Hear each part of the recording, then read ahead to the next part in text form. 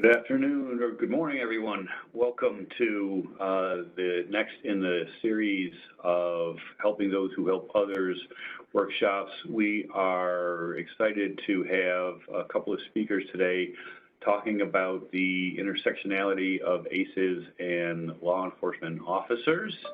And so we've got a lot of great information to cover. I'm going to get us started with introductions and then turn things over to our speakers. Coming up first will be Scott Neff. Scott is the Associate Training Technician for Police with Supervisors in the In-Service Training Unit, New York State Department of Criminal Justice Services. And following the presentation that Scott will do, we're going to have Nicholas Greco of Illinois. He's a board-certified expert in traumatic stress, Diplomate and Fellow with the American Academy of Experts in Traumatic Stress, President for C.A.T.S, Education and Research Incorporated, a member of the International Law Enforcement Educators and Trainers Association, Mental Health Committee Chair for the International Public Safety Association, Chair for the Lake County Suicide Prevention Task Force, and Editorial Review Group Chair for Psychology and Medical Legal Issues with Duty Publishing. And just want to thank Scott and Nick for their time in putting these presentations together. And again, this is part one of two. Next week on the 25th, we're going to have a couple of examples from NYPD and from Fort Drum's EAP program, taking some of the ideas about ACEs, wellness and resilience, and giving some real-time examples. And so with that, I'm going to turn things over to Scott. And just a reminder, please use the Q&A function for any questions, and we will be monitoring those as we go throughout. And unless there's something specifically pressing relative to a topic that's being talked about, we will hold most of the questions towards the end. All right, and with that, I'm going to turn things over to Scott. Thank you, Gara. Welcome, everyone. Thank you for joining us this morning. As Gara said, I'm Scott Neff from the State Division of Criminal Justice Services Office of Public Safety. And I'd like to get started today with a polling question. The question is, how familiar are you with ACEs and where did you first learn about them? I'll give you about 30 seconds to complete that task. While we're doing that, I will go over my bio so as not to have that uncomfortable dead air that we sometimes suffer during virtual learning. In addition to my duties as a Associate Training Tech, which means I'm a supervisor in a police training unit at DCJS. I'm the creator and facilitator of the DCJS trauma course. It's a 2-day course dealing with PTSD recognition and treatment and police suicide prevention. As a work group development leader for the DCJS Officer Wellness Curriculum, it is now a mandated part of our basic course for police officers. A co-presenter of the DCJS Officer Wellness Curriculum Orientation Training, along with my training partner, Officer Matt Carpenter of the Rochester Police Department. Currently serving as a committee member for the Helping Those Who Help Others Steering Committee, and also on a curriculum work development project with I.A.T.S for a national officer wellness curriculum. And previous to my time at DCJS, which has now been over 20 years, I was a patrol officer at Binghamton University and the University at Albany PD. Scott, this is Kathy. I'm just going to give it about 5 more seconds here just to close the poll, and then I will share the results. Very good. Thank you. While we're waiting for that, I'll give a disclaimer. I have no formal, quote unquote, education about ACEs. This is an awareness level presentation. Although we will look at the ACEs study and some statistics related to it, a lot of what we're going to talk about is anecdotal. And my education on the topic, I came via reading books, doing internet research, watching TED Talks, and participating in as many ACEs-related webinars as I could identify. And you can do the same thing to educate yourself. Hopefully we generate that interest in you today to do so. Okay, I'm going to close the poll. Give it a few more seconds here.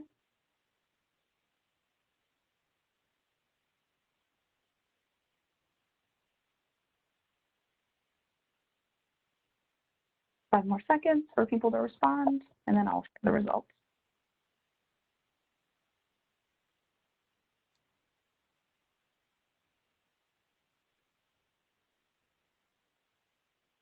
All right, so there we go. The majority of our people in taking part today, close between somewhat through college courses, and also I am very familiar with ACEs. So that's good, because in general, what I've been finding, at least instructing to law enforcement audiences, is that they're not at all familiar with it.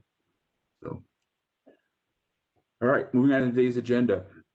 Hope to explain ACEs and what the ACE study are, raise awareness of the potential health implications of the intersectionality of ACEs and law enforcement officers' career, promote advocacy on ACEs education for law enforcement officers, first responders, and veterans. I'll share some observations from the field, both during our 30 presentations of the trauma course and about a dozen presentations of the officer wellness curriculum orientation training, where we presented a fair bit of content of what you're going to see today and what the reaction was from the attendees learning about that. Share some resources so you can learn more about ACEs. We're going to send that along with the link to the recorded version of this. You'll get that in a few days. Promote officer wellness for the individual officers and their families, and like to share the phrase that Sheriff Tim Whitcomb from Cattaraugus County uses in his trauma presentation: knowledge is power, which he attributes to his mom, who was a school teacher. And hopefully we give you both today, both the knowledge and the power. Before I go on, I really have to say thank you to all the people out in the field, law enforcement officers, some military veterans that have shared their trauma stories with me over the years. The education that they've given me is far more valuable than anything I ever could have learned in a legitimate, a more organized classroom setting, more formal classroom setting, I should say. And I'm forever grateful to learn what I have from you, to know that I have your trust to share those stories. And I like to take what you guys share with me and turn it into some sort of new and informative training initiative, which is what we've done here today. So thank you all. So when did I start down the path of ACEs? Well, I had served on a curriculum update project with the Office of Mental Health, Office of Forensic Services. And in the time that we went through the specific sections of the curriculum, rewriting, editing, adding content, I never had this realization. But after that content was approved by the Municipal Police Training Council for the basic course for police officers, they began to go out and do the update training for the existing certified police mental health instructors. And I went to a session in Utica. I can visualize this so clearly in my mind the day this happened. Sitting in the front row, because I got there a little later than normal, so that was the seat that was left, and having being wide awake in the front row, nothing to distract me, and those words on the screen, I realized as they were talking about ACEs that the health consequences, and I think specifically what really triggered this, what flipped the switch and turned the light bulb on, was the age 59 specifically in the graphics that were on the screen, talking about the age of early mortality related to ACEs and as it pertains to those with a score of 6 or higher, immediately reminded me of a study that I had looked at, read from research done by Dr. John Violani at the University of Buffalo. So the health consequences and that specific age of 59 were what really got my attention. You know, this is all based on the health risk caused by traumatic events and that constant immersion in toxic stress. So from that point forward, I started researching everything I could about ACEs. I continue to do so, and I'm sharing what I've learned so far with you today. And I'm going to play a video that it's about 6 minutes. It's animated, but it's the telling of a specific person's ACE story, and it covers so much of what we want to do today. I think you'll enjoy that versus listening to me straight for 45 minutes. So here we go with the video.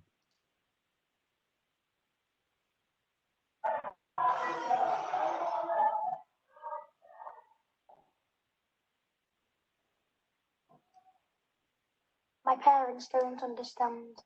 All the drinking means I'm scared.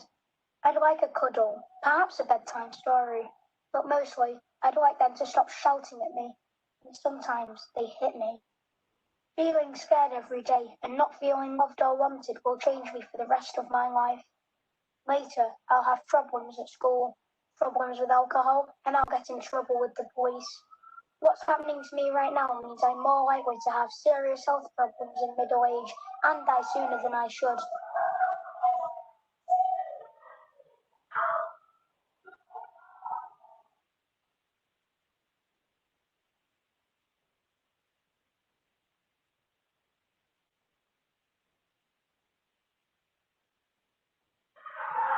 Doctors say my life is full of adverse childhood experiences, or ACEs. But in my world, this means I see my dad hitting my mum. Dad's got a drinking problem, and mum's always crying, even with the tablets. I am always being shouted at and hit. After the booze and fags, there's not a lot of money for toys or clothes, or even food. I'm getting used to being scared all the time. Now I'm just angry. Doctors say things are changing inside me. My brain isn't learning how to control my feelings properly. My body can't relax like those kids who don't have ACEs, so my body won't be able to repair itself properly when I get older, making it more likely I'll get cancer or heart disease as an adult. It hurts when my parents hit me, but the real damage is hidden, and that damage will be with me for life.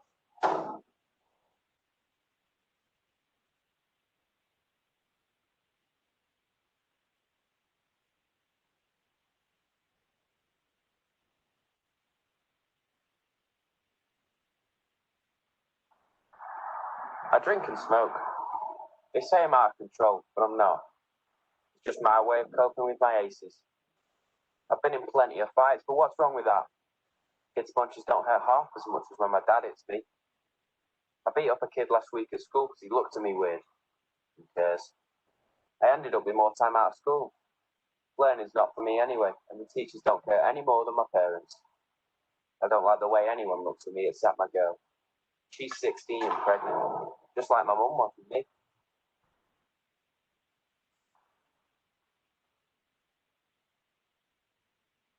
So this is where I've ended up. I've got diabetes and cancer's probably on the way. I know these kill you, but I couldn't do without them. I've never had a proper job and I've spent time inside. I hate my kids. I hate their mum too, till she left, so my kids have grown up with ACEs. And now my daughter had her first kid. She's 16. The course of my life was set in the wrong direction a long time ago. I know where I'm heading, and sadly I know where my kids are heading too.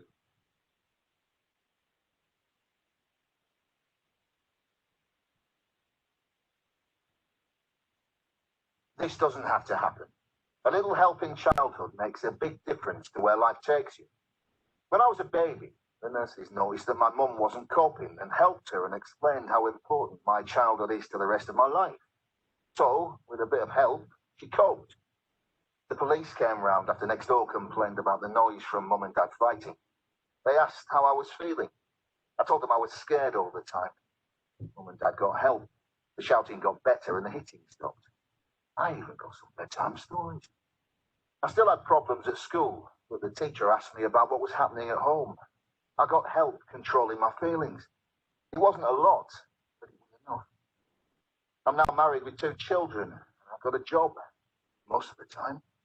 I haven't repeated the same problems with my kids. We got help when being a parent got too much. Our children are ACE-free, and that means their kids stand a good chance of growing up ACE-free as well. Almost half the people in England and Wales experienced one ACE as a child, and 1 in 10 of us suffered 4 or more ACEs. If we stop ACEs, millions of children would not become smokers or binge drinkers, and levels of violence in adults would be cut in half. Fewer ACEs in childhood also means fewer adults developing diseases like cancer, heart disease, and diabetes in middle age. We all need to be ACE aware. Are you? Doctors, police, nurses, teachers, firefighters, and most importantly, parents. The more you know about ACEs, the more you can help stop children growing up with ACEs in their lives. And for those of you who have already suffered ACEs, the more you know, the more you can help yourself and others who have suffered ACEs cope.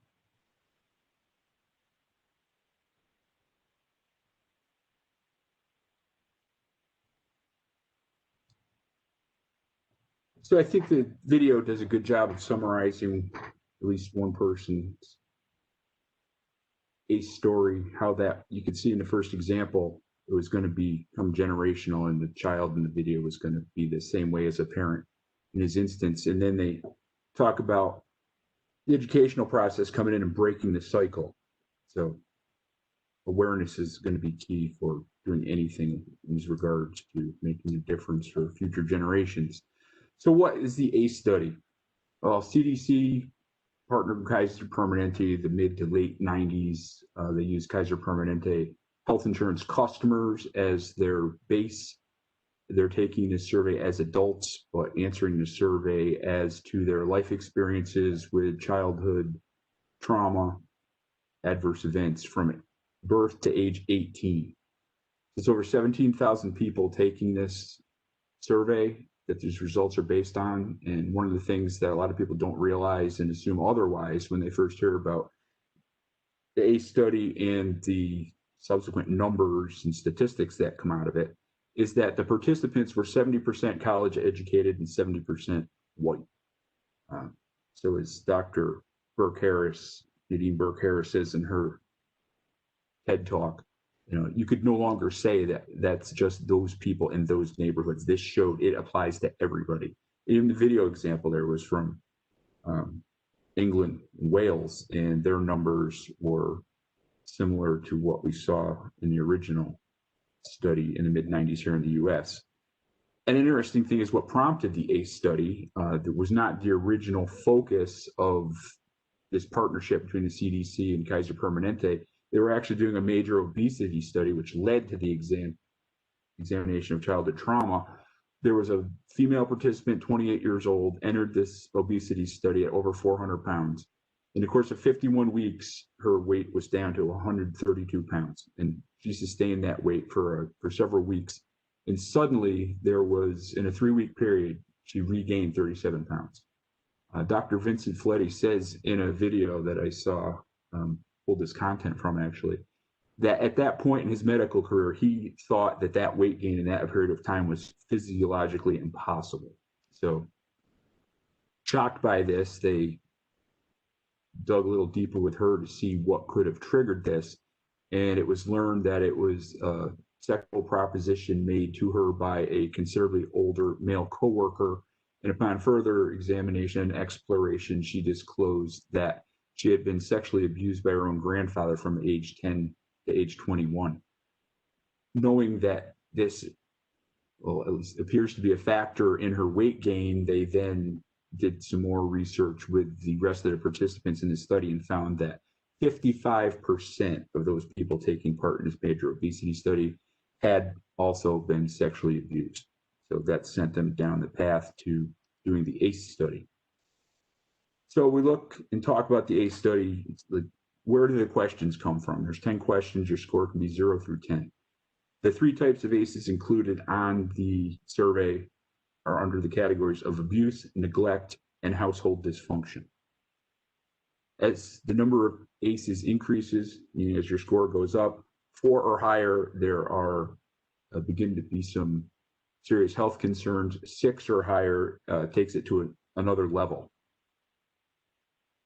And we see in total of the 17,000 participants, 64% had at least one ACE, and 1 in 8 had 4 or more.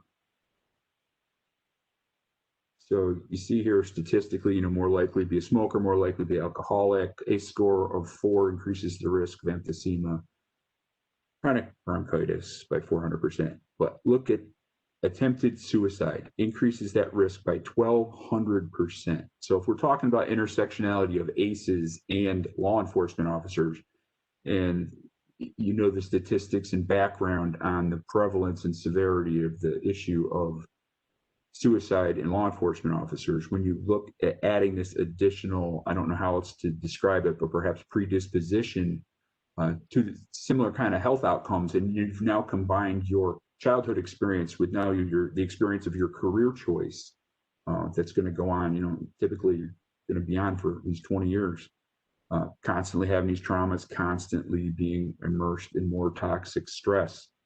There has to be some sort of negative synergistic effect, I believe, but there's little research, little evidence-based information to present to you about this intersectionality. This is largely being brought up to increase interest in it and ultimately see if officers would be willing to take part in such a study if one were able to be started.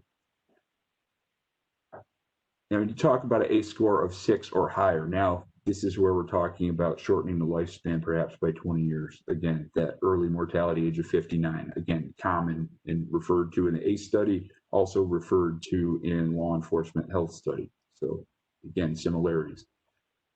The numbers are absolutely shocking when you look at ACE scores and how it relates to the likelihood of becoming an IV drug user.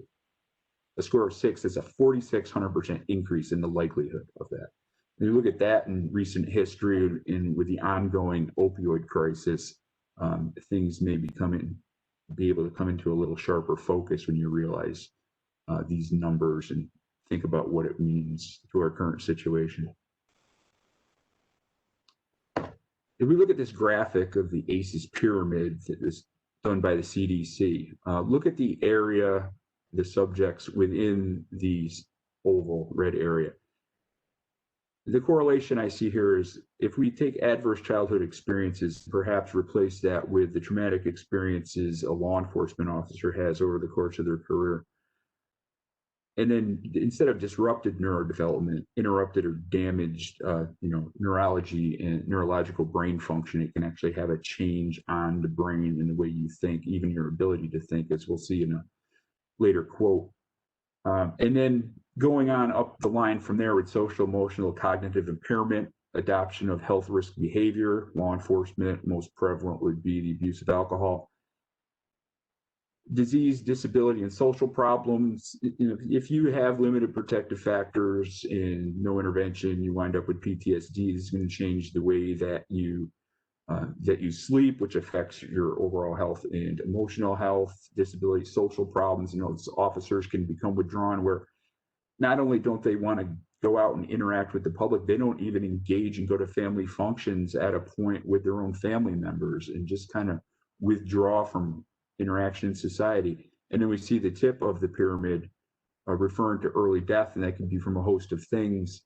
We're talking about the health consequences here, but also, as this study points out, we've got that 1,200% increase in risk of suicide.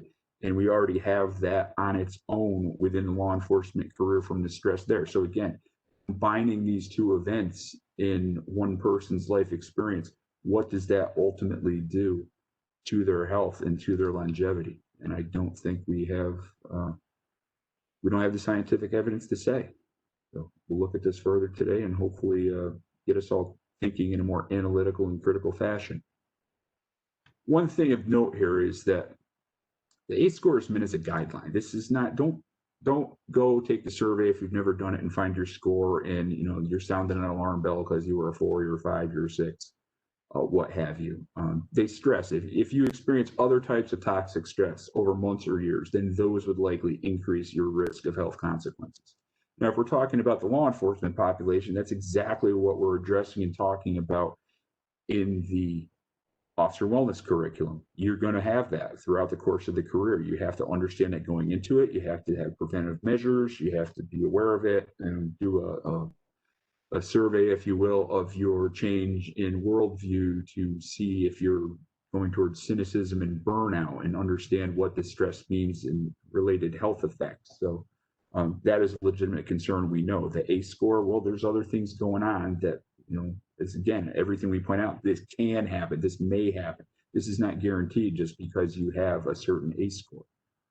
The other thing to note is, and if you read Dr. Burke Harris's book, The Deepest Well, a lot of children have been misdiagnosed with symptoms of ADHD, and she had a number of children come in with that diagnosis into their clinic in the San Francisco area and found, looking into it further, it wasn't ADHD, it's their trauma response. These children are so immersed in this toxic stress and this trauma and this constant day after day after day, this onslaught, that they're hypervigilant. That's what the behavior you're seeing, acting out with anger and other strong emotions. The other thing about the ACE survey is it does in no way, shape, or form account for positive childhood experiences. And additionally, the scoring, when you look at it, an individual that has an event described in the question that has it occur one time checks yes and gets 1 on their total ACE score from that one-time event.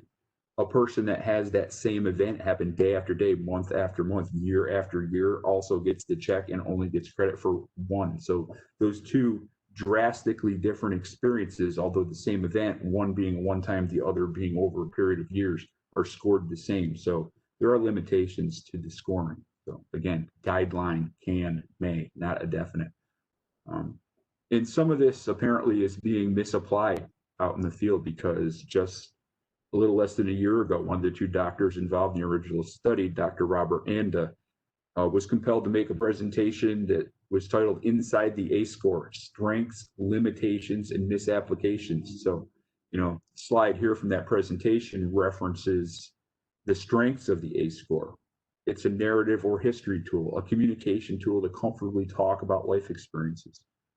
There's a lot of shame, secrecy, social taboo involved in a lot of it, especially when you start talking about childhood sexual abuse.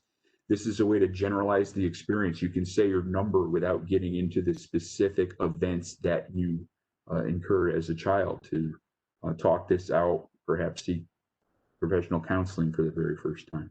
It's becoming part of common language and part of your prevention framework. And we saw from the polling question how many people in attendance that would put it as about 200 of the attendees were fairly well versed in ACEs or very well versed. And again, a gateway to empathy, compassion, and healing. And that's really what we're trying to establish here for officers as individuals and their families, and for them as professionals to be more effective law enforcement officers in the field. Scott, a question just came up real quick. I thought this would be a good time actually for it. What's your sense as to whether or not any of this type of training is mandatory, or how it's used within police departments? Does it sort of run the gamut, or departments by department? Well, I would say that from a mandated training standpoint, as far as our office and the ability to mandate it, working in conjunction, being part of the process with the Municipal Police Training Council, our mandate is limited to content in the basic course for police. So your rookie school, your recruit school. I would say, and speaking for myself, not necessarily for the agency, we're putting this out there as more of a toolbox training, not specific ACEs content within the curriculum itself. But as a best practice recommendation, I would encourage anybody that does any sort of in-service training, again, it's not mandated by us, but we'll provide some material that you can utilize if you so choose, would be to include this and make people aware of it. I think it can have a profound effect on an individual, how they function as an individual, how they function as a parent, how they function as an officer on the street. And I think law enforcement executives should be interested in this as well, because you often hear that an agency is only as healthy as its individual officers. And if this is, we don't know the prevalence of this because there's been no study, but anecdotally looking at what we've seen, people attending trauma in response to some of the presenters talking about their trauma history that includes ACEs. You can see it in the body language. You can see it in the facial expression. You can see the people reaching out after the fact, saying, oftentimes for the very first time, you just told my story, and I'm acknowledging it for the first time. So there's power behind this, and I think, yes, we should encourage everyone to include this. Our experience has been, it's very, very limited, the understanding of this and the knowledge of it, at least among law enforcement officers. But when they hear it, you'll hear comments when we're talking about this at the orientation training. Now things are starting to make sense for me now that I've learned this. This tells me a lot about, how my experience as a child pushed me towards the career, how my experience as a child led to this level of dysfunction, whatever maladaptive coping mechanisms, what have you. I think there's legitimacy to it. So That's my answer to that question. I don't want to go on too far because I don't want to cut into next time. I also don't want to sound like an auctioneer today, but I'm trying to stay within my time. So why do people suffer in silence? Again, a correlation I see here in these two quotes, one by one of the doctors that was involved in the study, Dr. Vincent F.A.A.E.T.S, and then also Dr. Nadine Burke-Harris, who wrote The Deepest Well. Both talk about shame, secrecy, social taboo, both individually and societal level. This is talking about ACEs. I think we can apply both of these quotes. They're very comparable to what we talk about with stigma and why people don't discuss mental health issues, stress, and suicide in law enforcement circles. That, stay in a job, rub some dirt on it. We don't talk about that stuff. That has not worked out. We look at the suicide numbers, especially in New York. We're always at the top of right at the top of the heap in the top three. In the period there through 2019, when you had that rash of suicides out of NYPD, that shined a national spotlight on it and got the general population talking about it, perhaps aware of this suicide issue in law enforcement for the very first time. And the media being as big as New York City, that helped put that out there, and the conversation and the awareness was at an all-time level as we ended 2019 going into 2020. A lot of us in the law enforcement suicide prevention field were very optimistic about the things that were going to occur throughout 2020, and the pandemic has, I won't say it stopped it, but it has certainly slowed it down. So a good opportunity here today to talk about this and be doing something positive in that regard. So it's from a neurobiology of toxic stress standpoint, that can change through the ACEs lens and damage the function and structure of children's developing brains. I would say that that's also true of the toxic stress, immersion, and trauma experience of young law enforcement officers. I was talking with a good friend of mine just last night about this, and he started his law enforcement career part-time at 20 years old while he was still in college, and he went from a part-time deputy to a full-time officer in a smaller city, and then started up in a bigger city that has resulted in him being involved in a number of traumatic incidents. And he had some ACE issues that compound things stress-wise, and he's one of our trauma presenters, and he's very open and honest about his whole experience.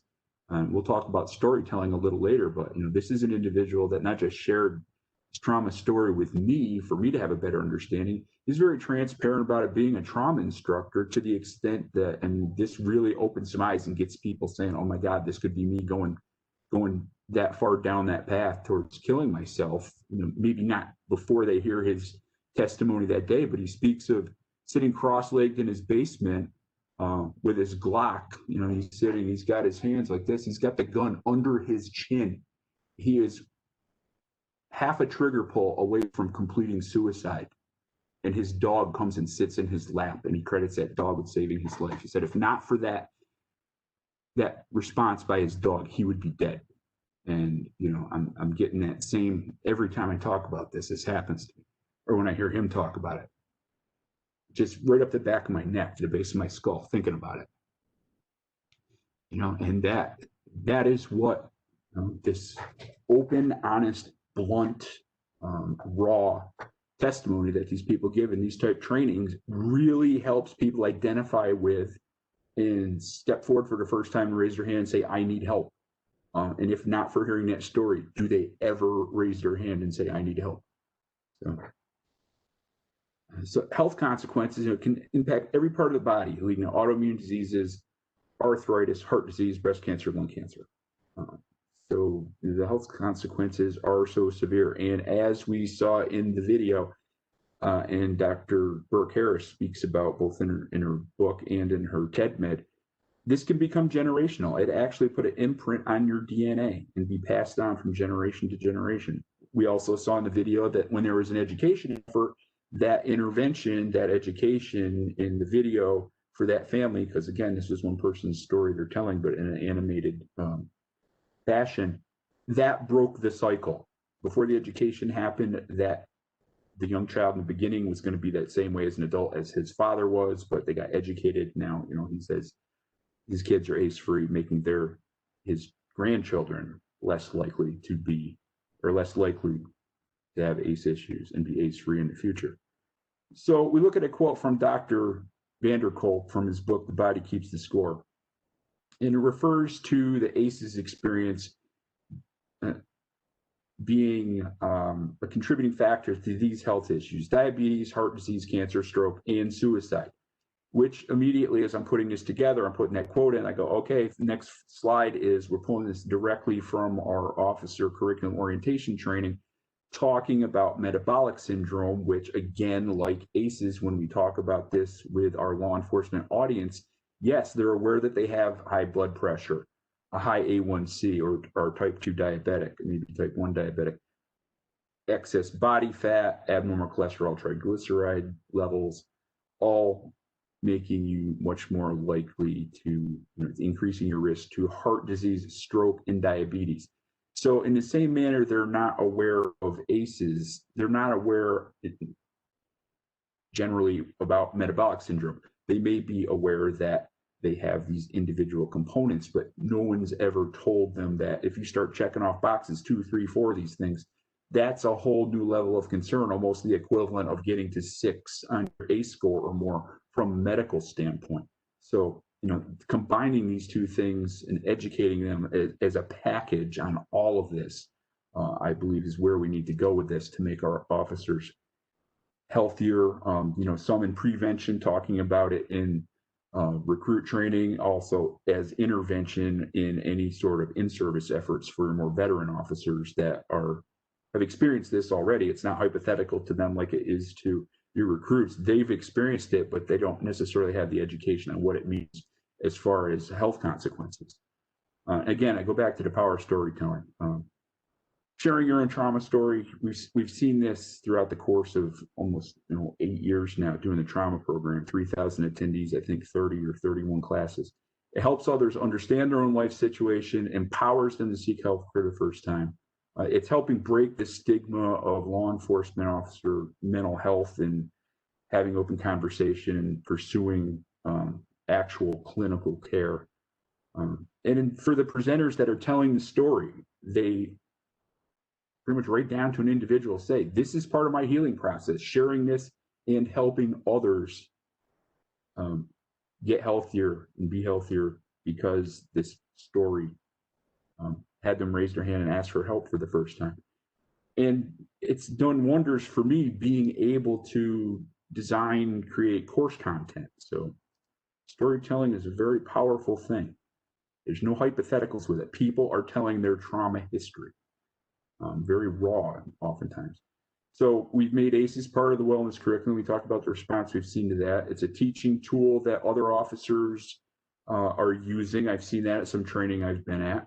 Again, most officers not aware of the ACE study and what the scores mean potentially as health risk goes.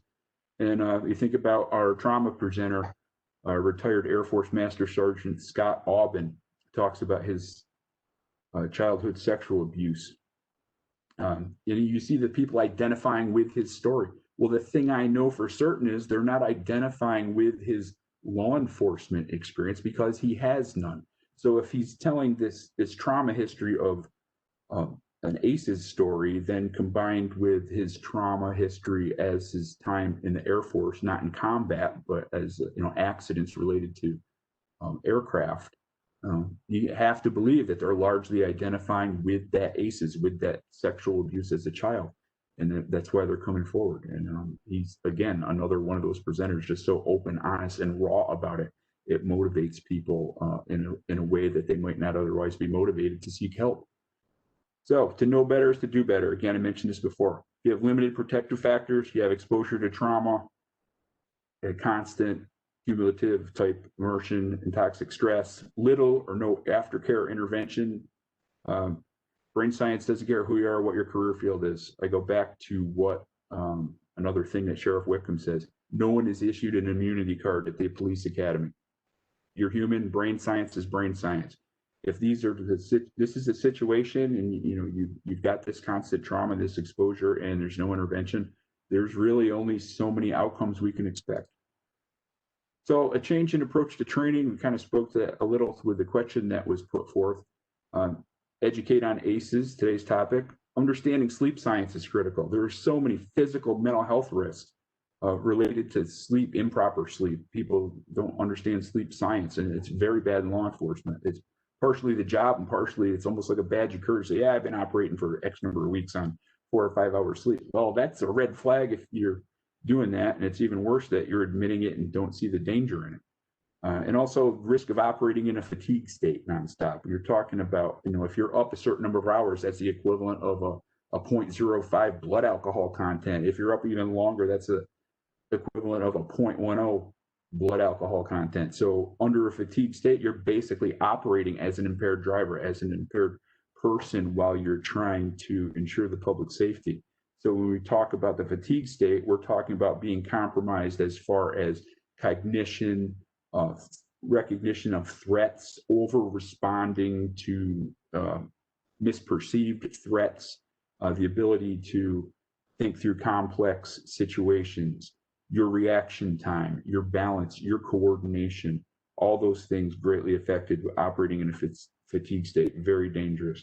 Oftentimes say, we have rules of hours of operation for commercial vehicle drivers, but cops can work as many hours they want, and we're really not taking that into account in the same way from a safety aspect as why those hours of service rules are in place for commercial vehicle drivers. And two things that I've often been puzzled about: why for years have we talked about universal assumption of trauma and trauma-informed care as we're teaching this to law enforcement officers? We're not doing it from the perspective of saying for yourself, for your own self-care, for your own protection and longevity and quality of life. We're constantly presenting this to people as, so from a victim standpoint, you should make sure this is provided to the victims in these situations. They're also having these traumas repeatedly over an extended period of years. So why not teach this from an individual perspective? Perhaps we would create more empathy. They'll understand, okay, this is everybody, because they're saying this affects me. And if it affects me, who doesn't it affect? And I think that might be a more effective way to go about teaching on those topics. So what more might we learn? Is there a legitimate reason to think that there's benefit in additional study looking at today's topic, this intersectionality from a scientific perspective? We lack the evidence-based information. I think we could all benefit from it, and it would be a giant leap forward. So a question we're going to pose, and this will be the closing, a poll question, is if you meet the criteria for the study, basically, if you're a law enforcement officer and willing to participate, if that opportunity became available, would you take it? Would you be part of the study? All right, so where can you learn more about ACEs? Hopefully we're creating some interest here today, and you too want to become ACEs informed if you're not already, or you can further your education, whatever the case may be. The method I went through, and this is kind of in order: watch Dr. Nadine Burke-Harris's TED Talk on YouTube. It's 16 minutes long, very informative. Read her book, The Deepest Well. Also read The Body Keeps the Score by Dr. Bessel van der Kolk. That one I saw a lot of in his case studies that he references. Having heard so many people's trauma histories, I was really saying, oh my God, this is so similar to what so-and-so went through. That's the similar type of trauma. They had a similar reaction, and on down the line, it was really connecting a lot of dots for me having read that book. ACEs Too High website, a wealth of information looking at statistics and the study itself. The Robert Wood Johnson Foundation Adverse Childhood Experiences page, and when we send out the link to the on-demand recorded version of this today, that will include their infographic handout. The book, going back to Dr. Burke-Harris's book, from a correlation to, this is all about ACEs, talks childhood adversity, health consequences. This book hits on 6 major factors: sleep, exercise, nutrition, mindfulness, mental health, and healthy relationships, which were 6 recommendations in a 21st century policing report. So again, we see correlation with what they're talking about with ACEs and what we're talking about with police stress and health consequences. Again, this book, highly recommended. That's what it looks like when you go try to buy it on Amazon after you get done with this presentation today. And Dr. Van der Kolk further goes on to say, the mind and brain manage perceptions. There's a fundamental reorganization. It changes not only how we think and what we think about, but here's the critical part, our very capacity to think. So looking at this through an even different lens, it's talking about an automatic physical and hormonal response to bodies that remain hypervigilant, operating from the fear center of their brain, constantly prepared to be assaulted or violated at any time. And we're talking about police reform efforts these days. You constantly hear talk of police de-escalation training. So I offer you this as evidence of how incorporating this ACEs related material and doing ACEs awareness and education for police officers can have an effect on these type of events that so often go so wrong. Bear with me for a minute as I create this hypothetical. So on the citizen side of an incident, you have an individual operating from the fear center of their brain, perhaps high ACEs score, constant immersion, toxic stress, traumatic history. This is how they live and react to threats or perceived threats, is a better way to say it, day after day.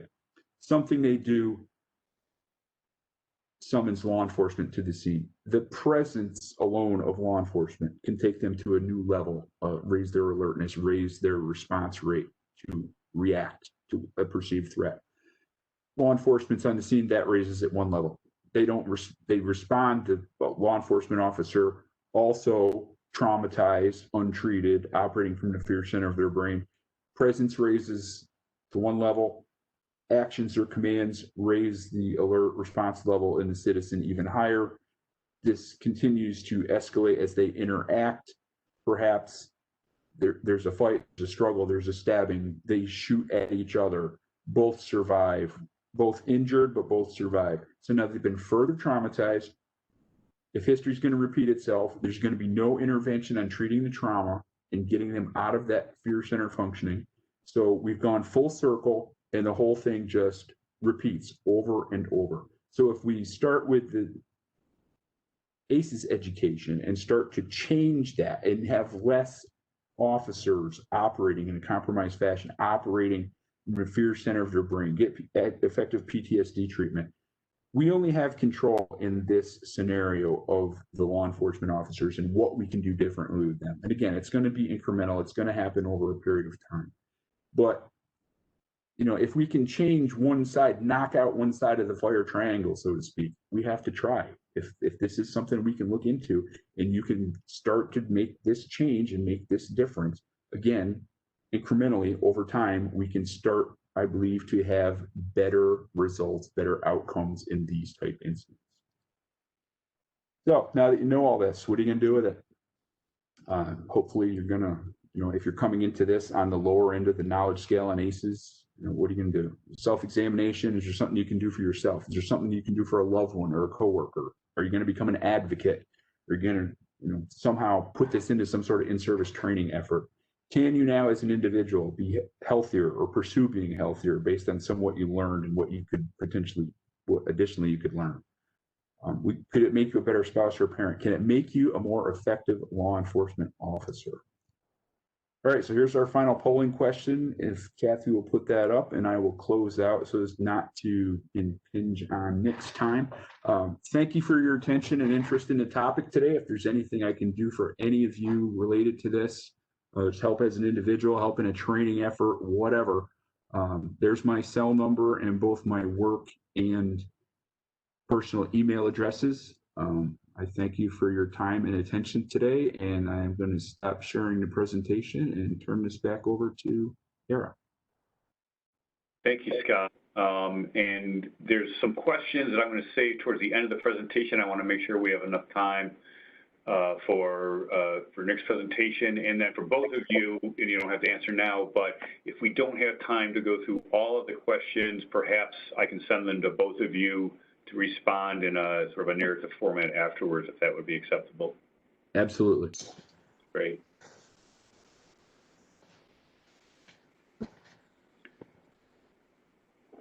So I think, Kathy, you're going to close out the poll when enough time has been offered, and then we're just going to pivot over to Nick, correct? Yes, I just made Nick the presenter, and I will share, just because for sake of time, I will share the poll results with Scott after today's presentation. Excellent. Nick, I think you are on. All righty, thank you. I'm gonna just put that up in a second here.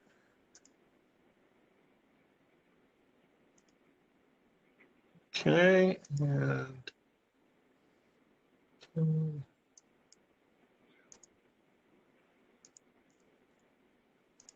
there we go. All right. So thank you for introducing me, having me on for today. I want to talk about the pre-event trauma and the long-term impact on law enforcement. And looking at that, we're going to cover a number of things. Gara had introduced me. I'm not going to spend much time on that. I am a C.I.T. instructor in Illinois for the state, as well as for Chicago Police Department. I do a lot of work with Lexapol and Axon and a number of other things. I've been in the field for over 20 years and have board certification in traumatic stress, and been working with officers and other first responders for many years as well. So looking at what we're going to talk about, we're going to look at those pre-event traumas and the impact on the individual, how those risk factors play a role in both not only stress on the job, but in cumulative trauma.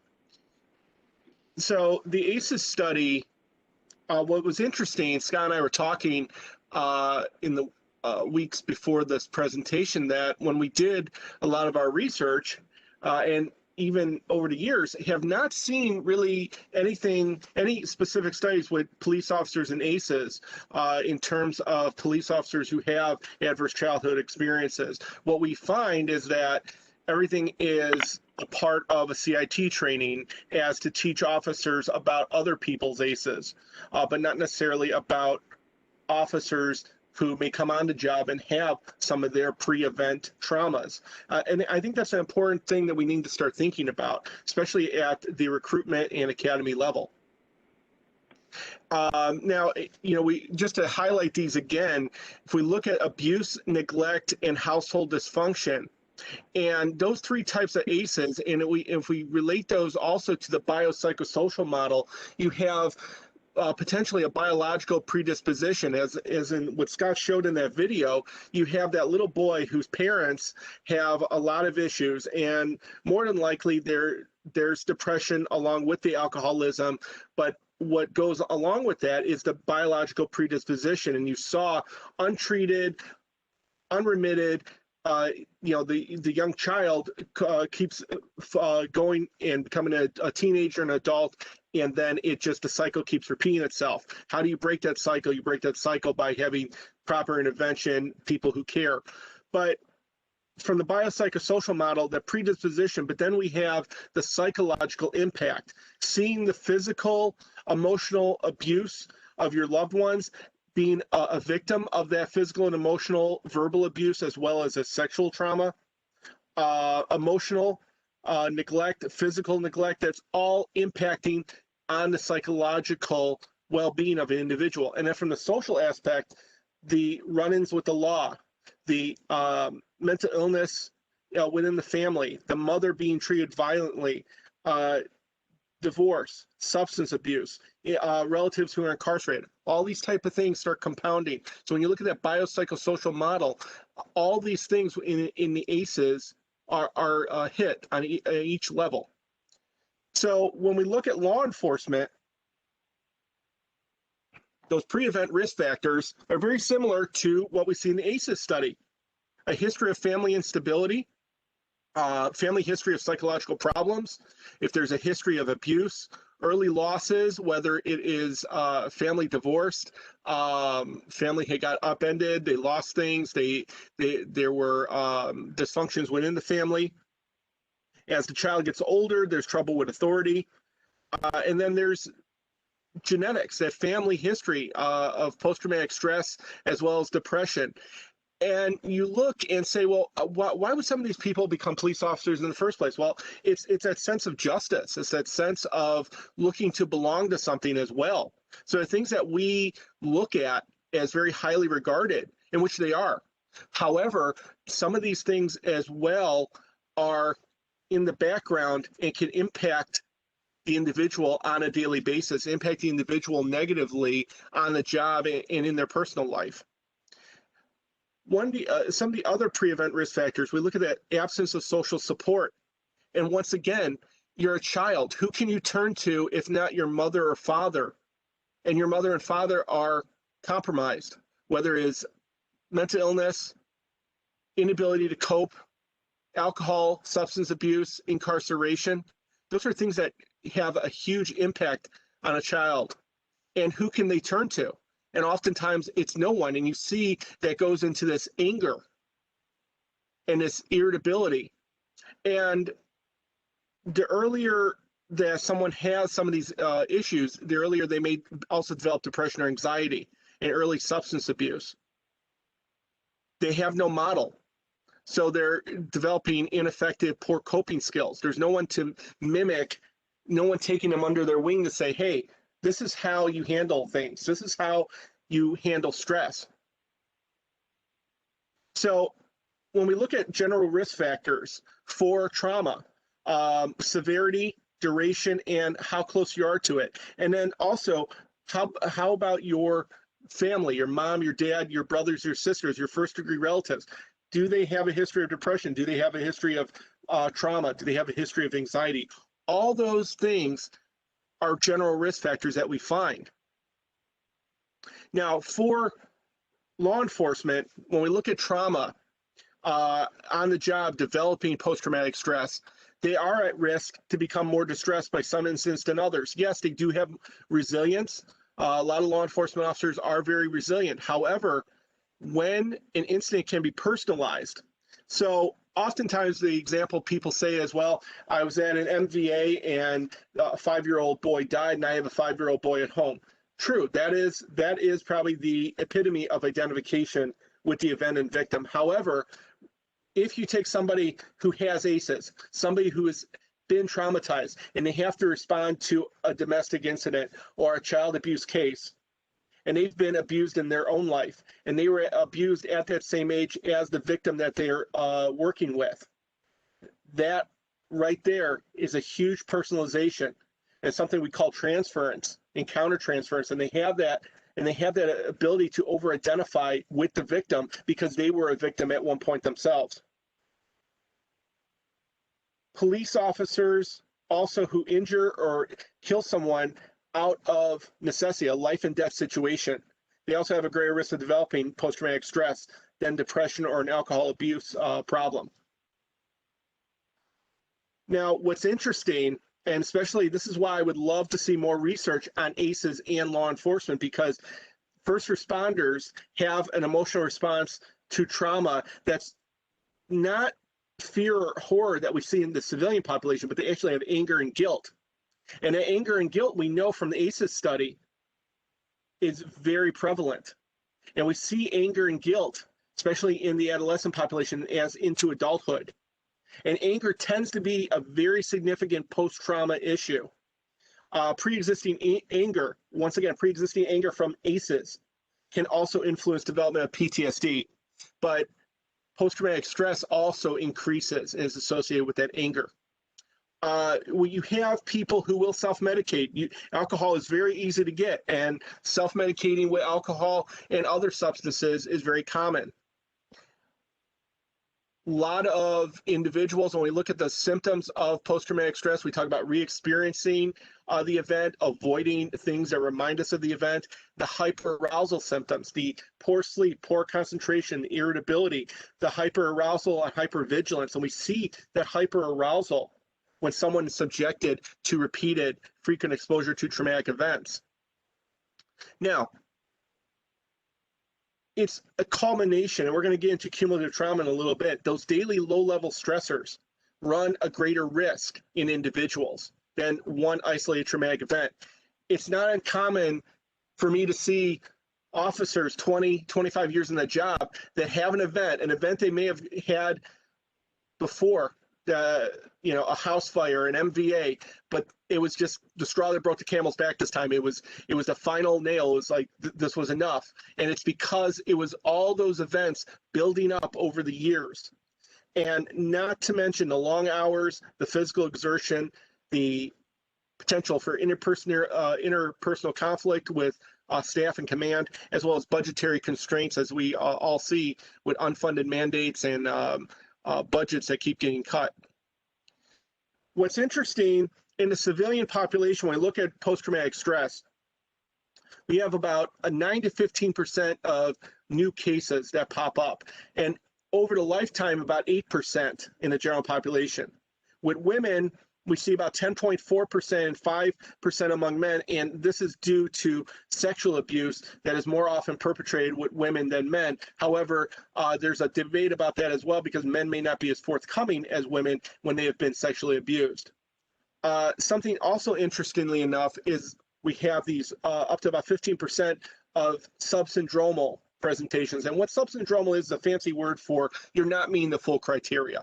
And that's going to be very important as we get into the police population, because we see for police officers, multiple studies have shown that PTSD may be as high as 19%, and other studies have actually said this could be about 30%.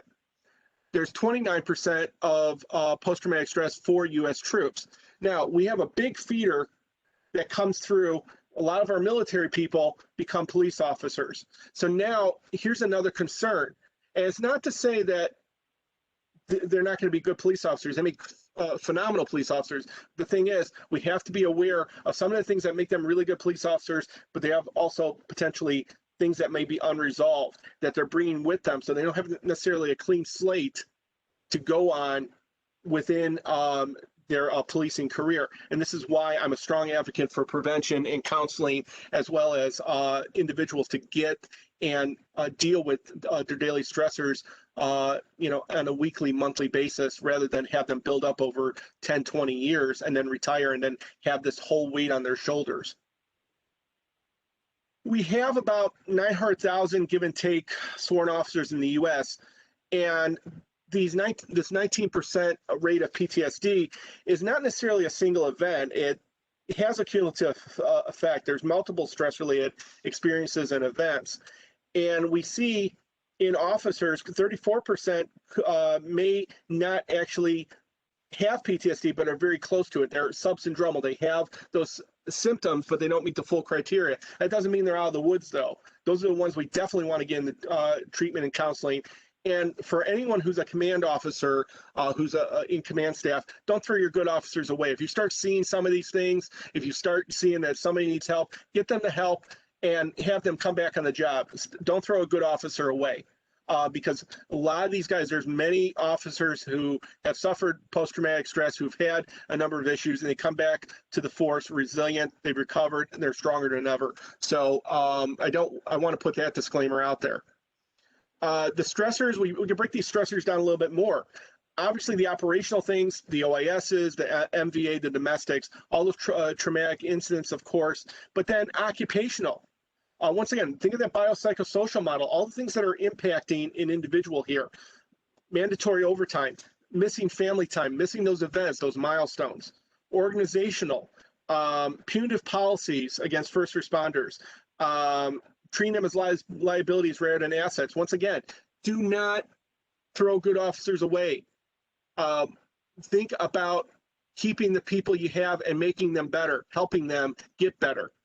One of the things I'm working on right now, a term I've coined, is the corporatization of policing. And I think that fits right in with the organizational, because we see that corporatization of policing where there's so many checkboxes, so many things that we know in a millisecond change on the street that you can't box officers in. But we see that kind of check boxes, and do we have these, what's the survey say, and what's this say, and do we have satisfaction?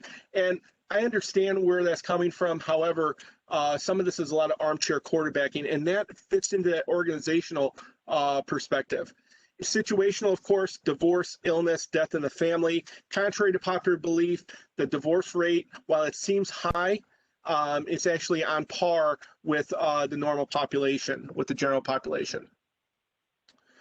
Oftentimes, there's many things that you cannot unhear, that you cannot unsee.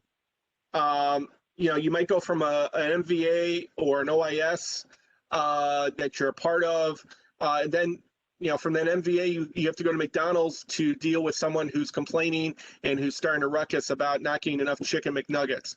And you have to be 100%, right? You're expected to be 100% to do the job. And that's a lot of pressure right there because there's not always closure. You don't have time to process from one call to the next. And it adds to anxiety. It adds to the buildup within your bottle of things that you can handle. It adds another layer. And without a spigot, without something to release that pressure, through counseling, through therapy, that keeps building up. And that leads to feelings of helplessness. It changes the worldview. It changes the idea of what is fully under your control. And all this starts going into other things, such as poor health, poor exercise, poor nutrition, right? When we're stressed, we may eat salt, sugary, junky, fat snacks, eat, 2 in the morning, instead of packing a good lunch or something, you're running out to something that's open 24 hours. It's high fat, high caloric content. There's family and personal issues, financial issues, alcohol, drugs, and workplace dynamics, and lack of personal time. We see that negative public image that doesn't just affect the officer, but affects the family. And you see people at their worst. There's internal politics, constant exposure to various death and injuries, as well as a work schedule that sometimes can be unrelenting, especially early on in the career. If you're a rookie officer, 5-10 years in your career, a majority of that, you're probably working the midnight shift. And that's not only taking somewhat of a toll on your body, but a toll on the family as well. So when we get into cumulative PTSD, this is a manifestation of traumas that you've seen over time. And a perfect way to really build this up is not getting any way to vent it out. And it results from all this stress building up and not seeking out appropriate treatment. And that buildup of pressure has to go somewhere. And we see these physical, behavioral, and emotional signs. And some of the physical symptoms are the nausea, vomiting, diarrhea, the headaches, constant thirst, grinding of teeth, headaches, sweating, nightmares, fatigue. Some of the things we may not see or we may ignore is withdrawal from family or friends. So they're taking a picture or they're at an event and they seem standoffish. They're not really smiling, or they have a fake smile. They're restless. They have emotional outbursts, drinking more, drug use, affairs. A lot of times what happens, you're spending all this time at work, you're looking for outlets, and mirror exposure effect. You see that person, you have somewhat of a connection, you think you have a connection, and this is how affairs start. So affairs, gambling as well. And then what are some of the emotional signs? Denial, nothing's wrong with me. The 4-letter word in policing, if you ask somebody how they're doing, they always say fine. That's the 4-letter word. We know they're not fine. Irritability and depression, anger, and remember that irritability and anger, that's one of the hyperarousal symptoms that we see in post-traumatic stress, right? And not to mention the poor concentration, the sleeplessness, hypervigilance, and hyperarousal. So subsyndromal, people will still have a lot of those symptoms, but they don't have the full PTSD. It doesn't mean they're not suffering. It doesn't mean they don't need to get into treatment. They do need to get in treatment because it's a partial PTSD, but it's affecting them in a lot of the same ways. And just because you don't meet the full criteria doesn't mean you don't get treatment. Now, a lot of times, this could be also complicated by other things such as depression and anxiety. So just because somebody's not meeting the full criteria for PTSD doesn't mean that they're not suffering from depression. It doesn't mean they're not at risk for suicide. So what is the correlation to ACEs. And we don't have any formal studies, so we can only make some inferences and correlations at this point. This continuous exposure has a legitimate effect on the physical and emotional health. And as Scott was alluding to, there's some cellular level changes. We look at the cortisol levels, we look at the other neurotransmitters. And a lot of individuals are motivated to become law enforcement officers because of their early life experiences, but they don't necessarily understand the science behind the ACEs. And just to highlight what Dr. Violanti said, that stress in the early mortality rate came out to the same age at about 59. So this has a huge impact. Heart disease, diabetes, hypertension, all of those are factors which are hurting the physical self. So a lot of people think, oh, PTSD is just in the mind. ACEs are just in the mind. No, these have a significant physical impact on the individual. You cannot separate the body and the mind. I think this really kind of sums up, and this is a rather old thing, from 1996, but it's beautiful because it really shows in 1 month versus an entire civilian life, the amount of stress and trauma that an officer can experience in the field. And you can see just a difference. 1 month versus an entire civilian life. We have a district in Chicago called Englewood, and in Englewood, the officers jokingly say that 1 year in Englewood is 4 years on the job. So they kind of treat it like a dog year thing. And sadly enough, in some areas that have high police presence and have high crime, you have an even more significant amount of stress and exposure to trauma. How is this impacting? Well, if you look at numbers, we've had 22 law enforcement suicides this year. Now, we've had 45 line of duty deaths, which these numbers are higher. 20, if we correct for 9/11 and COVID, it's 20 line of duty deaths. And you see on the left side there were 343 line of duty deaths last year, but a lot of that is because of COVID. But look at those numbers, 177 suicides in 2020, 239 in 2019, 180 in 2018. For the last few years, you see suicide, officers killing themselves, than getting killed in the line of duty, with the exception of last year. Years prior, these numbers have been very high. And all the more reason for prevention and intervention models to start coming forward. And I know our speakers next week will be talking about some of those things as well. But think about ACEs, think about the trauma, think about the people you work with, the people you supervise, how important it is to deal with mental health. We train officers to be at peak physical condition. Everyone will sign up for a tactical Velcro laden course. All right. If you put tactical in any title, you'll have 1,000 people show up. If you talk about officer wellness, not always a full house.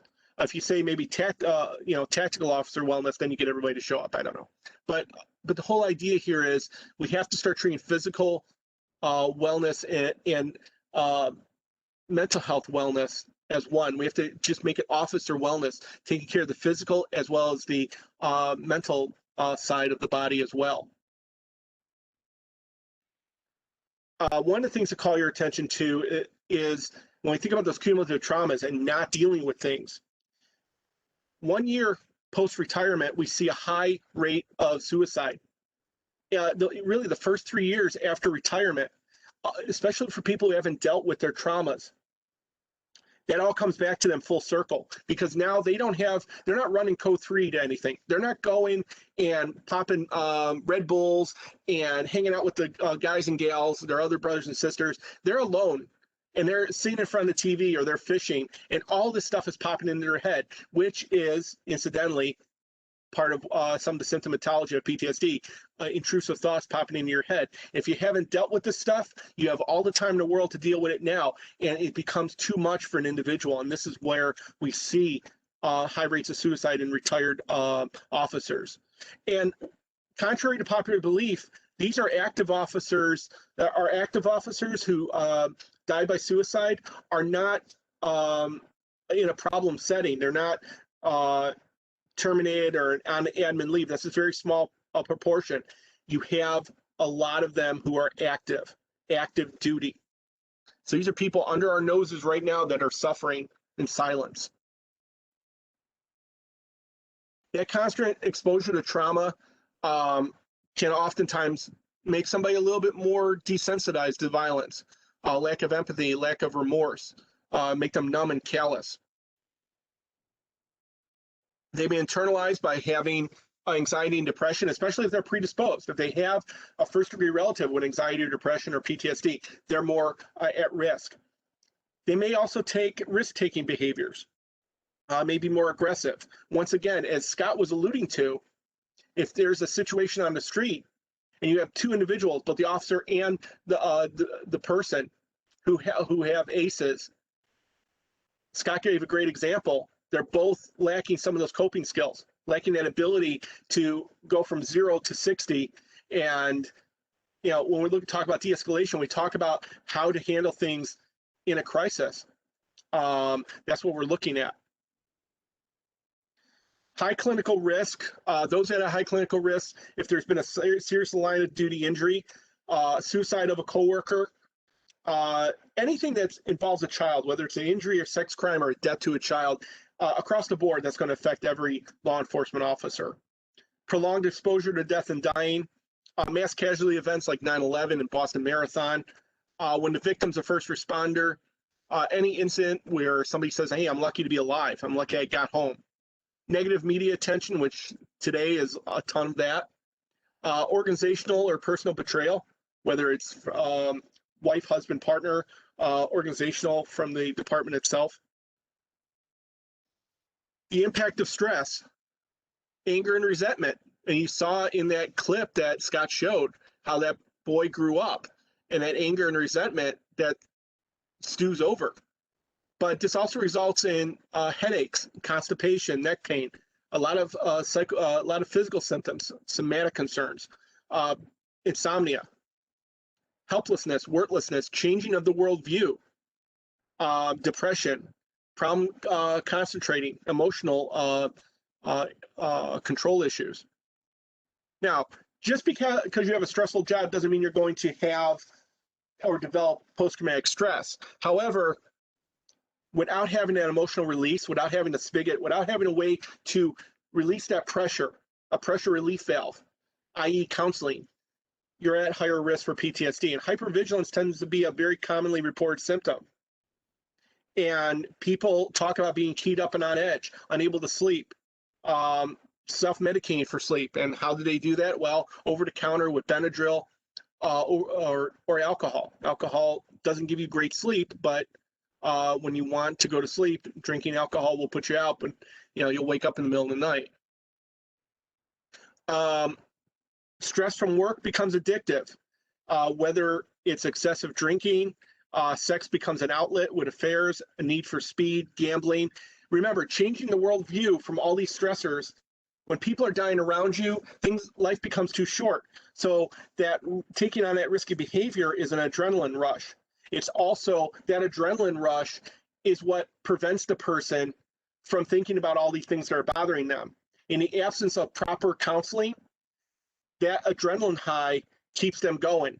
It keeps them moving. That high cortisol level is not healthy, but it's an avoidance. It's an avoidance mechanism. And so when we look at this, look at that ACE impact. The smoking, the physical activity, the drug use, missed work, heart disease, cancer, obesity. We look at, in the last 5 years, we look at how many officers who've died of heart attacks, heart-related events on duty. And it's a line of duty death, but a lot of them were severely obese. So before a pre-critical incident, we have to get to that idea of making changes in our life, having a healthy lifestyle. There are mental health professionals who are experienced in law enforcement culture, and there's peer support out there. There's chaplain services. There's a number of things that are out there now that are confidential. You don't even have to go through your department for. Engage in hobbies, have fun. Some of those hobbies become a career for some people after they retire as well. So some final thoughts. What do you do for self-care? Seriously, can you answer this question for yourself? If you can't, I want you to start looking at that. I want you to start thinking about, what is your self-care plan? Who can you debrief with? Now, if it's not your wife, husband, partner, significant other, okay, but there needs to be somebody who gets the censored and uncensored version, somebody that you can communicate with, somebody that can read your nonverbal cues as well. Do you have support structures and constructive coping strategies? Can you identify them right now? If you can't, make a list. You need to have that. You want to have those structures in place before you need them. And do you need a break? Probably, yeah. I think a lot of us do. A year into COVID, we all need it. But who's getting the best of you right now, and who deserves the best of you? And that's usually yourself and your family. For the organization, for our command staff out there, education is critical. And, just like we're buying a house or a business, location, we're talking about educate. Behavioral health is an occupational issue. You can't separate the physical and the behavioral health from each other. Core values apply internally as well as externally. And when I talk about a culture of forgiveness and understanding, that means don't throw those officers away. I'm going to reiterate that. Don't throw good officers away. If you don't have this, you need to do it. Recruitment and retention are very difficult these days. Okay, we don't need to throw good officers away. Examine your response to critical incidents. Are they effective? Are they there when the people need them the most? Now, the first couple weeks, people may not use EAP, they may not use C.A.T.S.M or any of that stuff. But a month after the event, they may be looking for it. Why? Because acute stress disorder can become PTSD after 30 days. And some people have to process, and it takes time. And during that processing, you need to have people there to be able to talk with them. 1 month, 4 months, and 12 months after an OIS in general is what IACP recommends. So post-traumatic stress can affect anyone. And just because you don't witness trauma firsthand doesn't mean you're not vulnerable. We have to know our limitations and try to separate out work and personal life. A healthy mind is equaling a healthy first responder. If you're not taking time for your wellness, you're going to be forced to take time for your illness. And you think about that. If you're not taking care of yourself now, it's going to catch up to you later on, whether it's physical, mental, or both. Whether it's depression, anxiety, diabetes, hypertension, it's going to add up. So here's some resources that we have here. National Suicide Hotline. Copline is out there. Copline, 1-800-COPLINE, staffed by former police officers, so they know the lingo, they know what to talk with you about, know how to talk with you. There's a crisis text line. For some of you have other individuals out there who are in fire and EMS. They are not immune to the things that you experience. They also have, we also have a lot of suicides with fire and EMS as well. So I put that line there. Here for You Blue. It's a great thing. It's telehealth, confidential.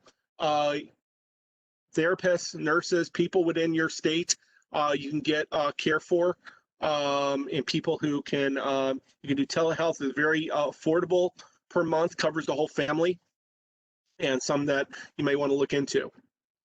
Other things that I like, Survivors of Blue Suicide, of course, Code 4 Northwest First Responder Conferences, a book that really, in the CIT course that I do, we hand this book out to everybody. A lot of you are probably familiar with Emotional Survival for Law Enforcement, Dr. Gil Martin's book. This is a book that you read it, you hand it to your family members, you hand it to your brother or sister. It's a book that everyone reads. It should be required reading, both in the academy and when you're a junior and senior officer. All right, so this is my contact information on my website, and Here for You Blue as well. So at this point, I'm going to stop, I will stop sharing, and we can take some time for questions. Thank you so much, Nick.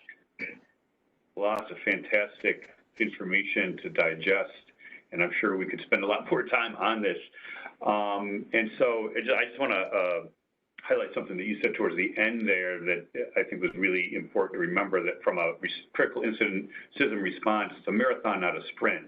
So to really be, what can we do immediately for folks, but then also be prepared to be there over the long haul when people really need or might find that they need that information.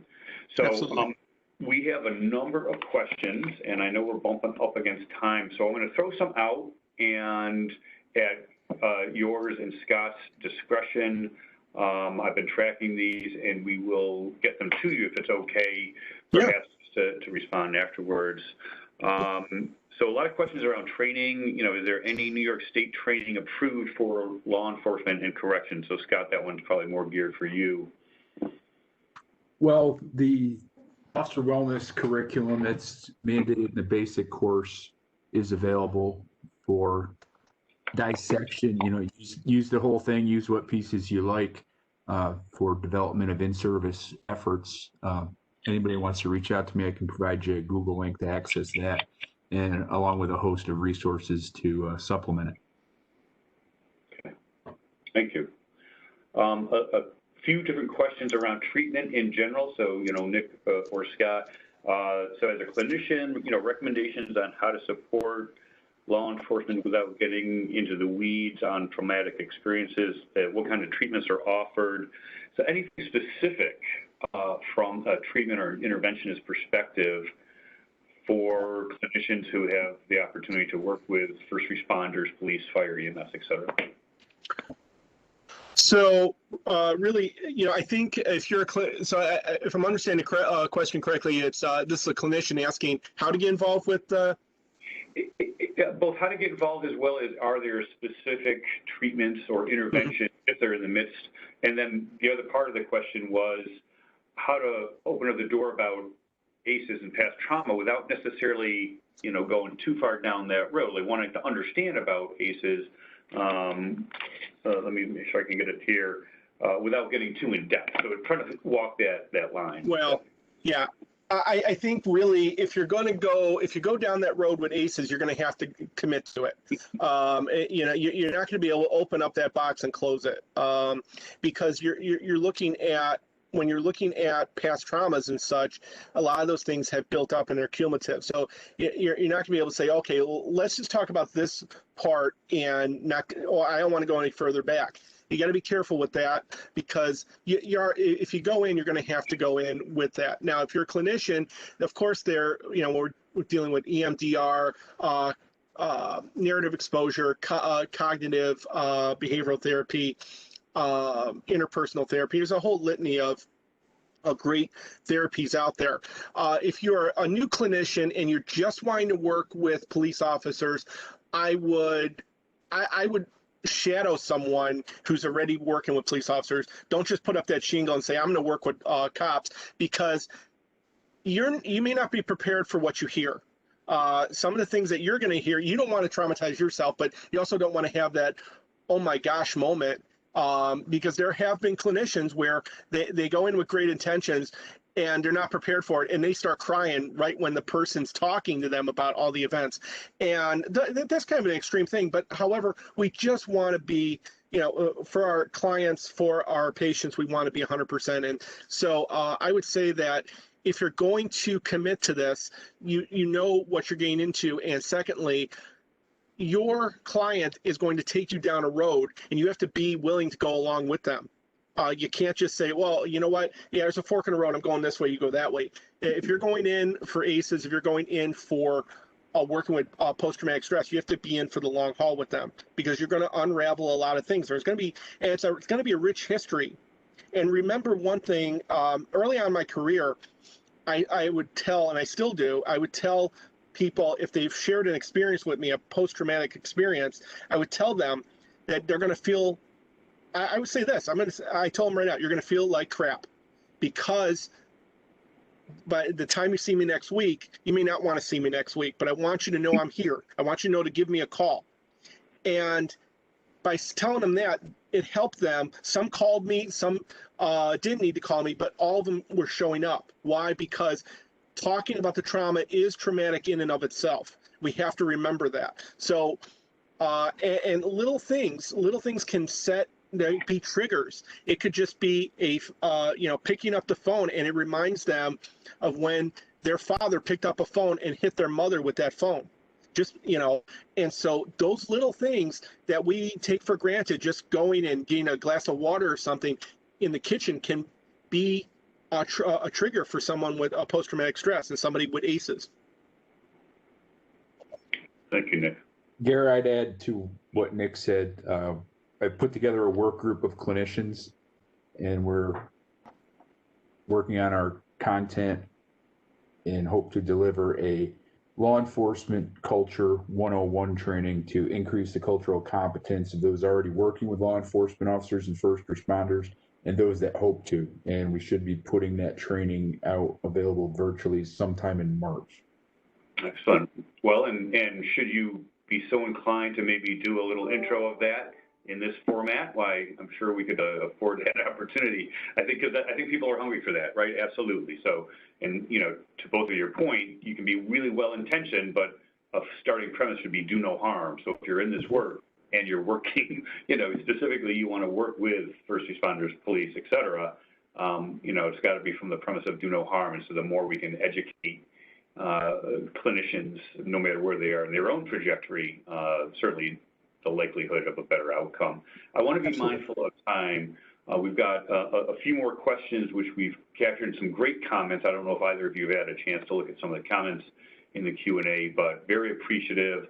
Just a lot of reflections and comments around taboo and stigma and whatnot. So Kathy and I have captured these questions. We will get them out to you, Nick and Scott.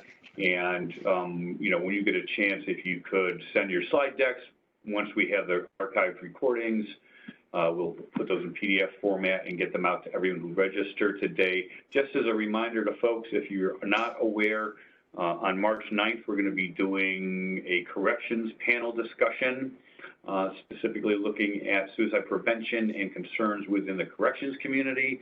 And then on March 25th, we're going to have two presenters talking about some specific programming on suicide prevention for law enforcement, as well as another part on wellness and resilience training. So if you're interested in those, the ability to sign up for the one on the 25th will be coming out next week.